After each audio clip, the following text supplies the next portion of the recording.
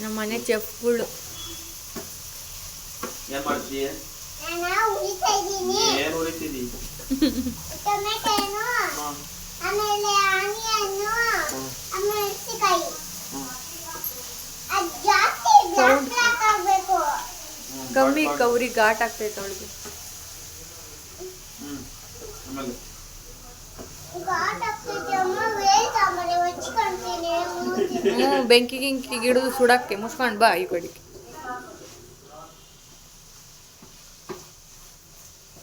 ಮುಗಿಯಲ್ಲ ನಿಮ್ದು ಇವತ್ತು. ಅವಳಿಗೆ ಮಾಡಕ್ ಬಿಟ್ಟಿದ್ವಿ ಅಂದ್ರೆ ಇವತ್ತು ನಾವು ಉಂಡಂಗೆ. ಇದಕ್ಕೆ ಇದ್ರ ಮ್ಯಾಲ ಹಾಕ.